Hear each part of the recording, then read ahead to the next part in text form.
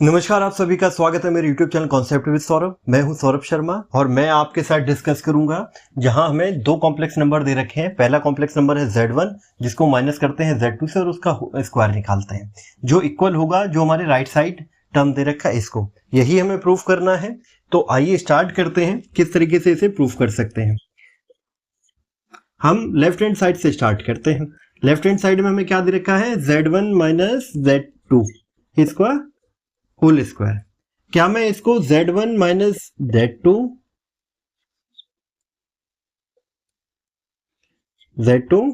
फिर से Z1 minus Z2 इस फॉर्म में लिखता हूं? कोई दिक्कत? क्योंकि ये भी Z1 माइनस Z2 का होल स्क्वायर ही होगा सॉल्व होने पे। ठीक है, अब कम्यूटेटिव लॉ लगाने के बाद मैं इसे कुछ इस तरीके से लिख सकता हूं। ठीक, और ये कैसे हुआ इस पे बात कर लेते हैं। अगर आप सभी जानते हैं तो कम्यूटेटिव लॉ में क्या होता है कि दो नंबर दे रखे हैं जिनका एडिशन या सब्सट्रैक्शन एक जो ब्रैकेट के अंदर है उसको हम तीसरे नंबर से अगर मल्टीप्लाई करते हैं तो जो रिजल्ट आएगा वो रिजल्ट सेम होगा जब जो तीसरा नंबर है जो ब्रैकेट में दिए गए नंबरों को इंडिविजुअली हम मल्टीप्लाई कर दें और उसमें जो एडिशन है वो रहा तो एडिशन और सब्सट्रैक्शन है तो सब्सट्रैक्शन, उसको एग्जीक्यूट करने के बाद जो रिजल्ट आएगा वो सेम होना चाहिए। इतनी बात क्लियर? तो ये हमने किससे लिखा? The commutative loss, sorry the distributive law से।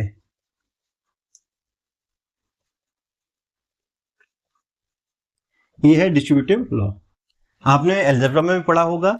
ठीक है, इसी तरीके से हमारा कॉम्प्लेक्स नंबर में भी है। ठीक है, इसको सॉल्व करते हैं। Z1 को मल्टीप्लाई करते हैं ब्रैकेट के अंदर तो Z1 स्क्वायर हो गया। दूसरा Z1 और Z2 टर्म आया, माइनस Z2 को हमने इसमें किया तो यहाँ क्या हुआ Z2 Z1 आया। ठीक है, और माइनस Z1 को माइनस Z2 को Z2 से मल्टीप्लाई किया तो हो जाएगा प्लस Z2 स्क्वायर। यहां तक बात क्लियर होती है। यहां दे रखा है Z1 Z2 और यहां दे रखा है Z2 Z1। अगर आप कम्यूटेटिव लॉ जानते हो तो आपको मैंने पहले भी बताया है, कोई भी दो नंबर दे रखे हैं जिनका हमने मल्टीप्लाई किया है, ये कम्यूटेटिव लॉ ऑफ मल्टीप्लिकेशन की बात कर रहा हूं। कोई भी दो नंबर दे रखे हैं उनको मल्टीप्लाई करते हैं तो जो रिजल्ट आएगा वो रिजल्ट सेम होगा अगर मैं उन नंबर की ऑर्डरिंग चेंज करके उन्हें मल्टीप्लाई कर दूं। यानी कि Z1 Z2 कोई दो नंबर है उनको मल्टीप्लाई किया तो वो इक्वल होगा Z2 Z1 के, क्योंकि इसमें हमने ऑर्डरिंग चेंज की है और उन्हें मल्टीप्लाई किया है। ठीक है, ये किसके थ्रू पता चलता है? ये पता चलता है हमारा फिलहाल ये हमारा है पहले डिस्ट्रीब्यूटिव लॉ, जो मैं अभी बात कर रहा हूं वो है कम्यूटेटिव लॉ, जिसमें Z2 और Z1 को हम एक कर देते हैं। यानी कि Z2 स्क्वायर माइनस ये हो जाएगा Z1 Z2 minus Z1 Z2। ये है कम्यूटेटिव लॉ जो मैं अभी बता रहा था आपको। ठीक है, Z2 स्क्वायर ये किससे होता है? ये है the commutative law, commutative law of multiplication. यहां तक बात क्लियर हो गई? हम अपने प्रूफ के बहुत करीब हैं, जहां हमने लगभग प्रूफ कर लिया। तो ये क्या हो गया? Z1 Z2, यही हमें प्रूफ करना था। ये हमारी राइट हैंड साइड है। उम्मीद है ये प्रूफ आपको समझ आया। इसमें कुछ है नहीं, आप इजीली कर सकते हैं। मैं इस टॉपिक को डिस्कस करने का मेरा पर्पस ये है कि मैं आपको बता सकूं कि ये जो हम प्रूफ कर रहे हैं ये आने वाले क्वेश्चनों में किस तरीके से हेल्पफुल होगा। इसीलिए मैं आपको एक एग्जांपल डिस्कस करके बताता हूं जिसमें आप समझ पाएंगे कि हम किस तरीके से अप्लाई करेंगे और क्वेश्चन सॉल्व करेंगे।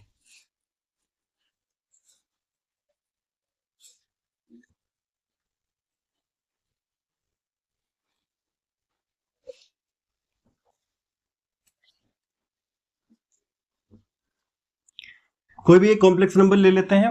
मैंने एक पहले से नोट किया हुआ है जिसमें है 3 + 2i कर लिया। दूसरा कॉम्प्लेक्स जो नंबर है मेरा वो है 1 - i। 1 - i हमें फाइंड करने के लिए बोला है कि आप Z1 - Z2 का होल स्क्वायर की वैल्यू हमें बताएं। ठीक है, इसे डिस्कस करके हम क्या करेंगे, हम ये सीख लेंगे कि हम इस फॉर्मूले को किस तरीके से अप्लाई करने वाले हैं।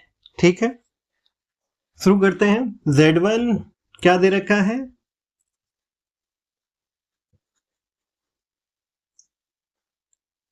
Z1 दे रखा है 3 + 2i। ठीक है, Z2 दे रखा है 1 - i। मैं बात कर रहा हूं Z1 - Z2 मुझे निकालना है, इसका होल स्क्वायर निकालना है तो मैं Z1 - Z2 से चलता हूं। तो यहां क्या करेंगे, हम 3 + 2i कर लिख देंगे और -1 - i। पुराने वीडियो में हमने डिस्कस किया था कि किस तरीके से हम z1 माइनस दो कॉम्प्लेक्स नंबर का डिफरेंस निकाल सकते हैं। ठीक है, तो ये क्या करेंगे, 3 + 2i लिखा मैंने यहाँ, प्लस किया और ये जो माइनस साइन था इसको मैंने ब्रैकेट के अंदर अप्लाई कर दिया, तो यहाँ हो गया हमारा कुछ ये। इतना क्लियर। दो कॉम्प्लेक्स नंबर के एडिशन को मैंने अभी पुराने वीडियो में भी डिस्कस किया, मैं फिर से दोहरा देता हूं। उसमें क्या होता है, दो रियल पार्ट होते हैं, z1 का रियल पार्ट z2 के रियल पार्ट से ऐड हो जाएगा और इमेजिनरी पार्ट से ऐड हो जाएगा। अगर जिन्हें ये नहीं पता है कि इसमें रियल पार्ट और इमेजिनरी पार्ट कौन से हैं, तो मैं बता देता हूँ। ये आपका रियल पार्ट है, एग्जाम्पल तौर पर मान लेते हैं ये z1 है, ठीक है, तो ये z1 का रियल पार्ट हो गया। ये मान लेते हैं z2 है, तो ये z2 का रियल पार्ट हो गया, जिसे ReZ1 लिखते हैं और यहाँ ReZ2 लिख दिया। ठीक है, इमेजिनरी पार्ट की बात कर लें तो इमेजिनरी पार्ट यहाँ क्या हो गया, ये इमेजिनरी पार्ट हो गया, जिसे IMZ1 लिख देते हैं और इसे हमारा इमेजिनरी पार्ट, अगर ये Z2 है तो इमेजिनरी पार्ट Z2 हो गया। ठीक है, आगे चलते हैं। फॉर्मूला मैंने एक ड्राइव किया हुआ था जिसमें हमने प्रूफ किया था Z1 + Z2, कुछ इस तरीके से लिख लेते थे, plus I imaginary part Z1 plus imaginary part Z2। ये हमने एक फॉर्मूला सीखा था पुराने वीडियोस में, मैंने उसको ही लिखा है। दोनों ही वैल्यूज, सारी वैल्यूज आपको पता है, मैंने मेंशन भी की हुई हैं। रियल पार्ट Z1 का क्या है 3, रियल पार्ट Z2 का क्या है -1, दोनों को ऐड करेंगे तो क्या आ जाएगा 2 आ जाएगा, प्लस I। यहाँ क्या है इमेजिनरी पार्ट 2 और यहाँ क्या है 1, तो ये क्या आ जाएगा, ये आपका आ जाएगा 3। ठीक है, I3 कैसे भी लिख दीजिए, I3 लिखते हैं, I3i लिख दीजिए, एक ही बात है, हम अपने पुराने फॉर्मेट में लिखा हुआ है। यहां तक तो बात क्लियर होगी। हमने वैल्यू निकाल ली Z1 माइनस Z2 की, हमें होल स्क्वायर निकालना है, तो हम क्या करेंगे, दोनों तरफ होल स्क्वायर कर देंगे। ठीक है, स्क्वायरिंग ऑन बोथ साइड।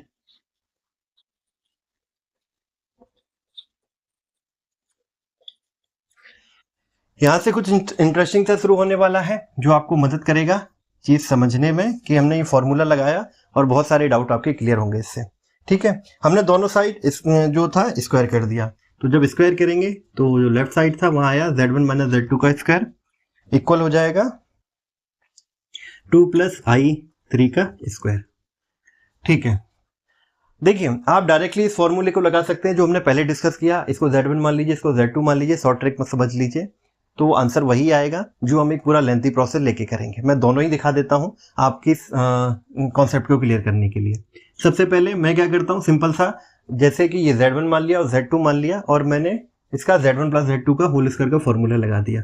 तो ये देखिए मैं लिख देता हूं Z1 + Z2 2 Z1 Z2। ठीक है, तो यहाँ क्या हो गया, Z1 की जगह हो गया 4, Z2 की जगह हो गया 3i²। ठीक है, प्लस ये हो जाएगा आपका कितना 12i। यहां तक की बात क्लियर। इसको सॉल्व करेंगे तो क्या आ जाएगा, 4 - 9i² था तो प्लस आएगा, सॉरी 4 + i², की वैल्यू कितनी है -1, तो यहाँ क्या हो जाएगा -9 रह जाएगा। ठीक है, प्लस 12i और ये वैल्यू आएगी -5 + 12i। ठीक है, जिनको ये बात समझने में दिक्कत है कि हमने Z1 जो हमारा कॉम्प्लेक्स नंबर का फॉर्मेट ये होता है कि a + IB के फॉर्म में होगा, कॉम्प्लेक्स नंबर का फॉर्म क्या था a + IB के, ये शॉर्ट ट्रिक के तौर पे हमने लागू किया है। आप क्या कर सकते हैं, एक लेंथी प्रोसेस लेके भी इसको सुलझा सकते हैं। मैं उसकी बात कर लेता हूं कि ये कैसे होगा। ठीक है, या इतनी बात तो आप सभी को क्लियर हो गई। अगर आप मान के चलें, ये सब छोड़ देते हैं कि क्या लिखा था हमने, यहां से दोबारा चलते हैं। ठीक है, तो क्या होगा, इसको मैं इस तरीके से नहीं लिख सकता क्या, 2 - I3। अभी कोई दिक्कत, अभी ये मान लेते हैं कि ये Z1 Z2 इस तरीके से हमने फॉर्म में लिख दिया। अभी क्या करेंगे, सिंपल सा 2 को मल्टीप्लाई किया 2 - I3 से, और -I3 को मल्टीप्लाई किया 2 - I3 से, ब्रैकेट को ओपन करेंगे तो क्या आ जाएगा 4 - 6i, यहां क्या आ जाएगा -6i।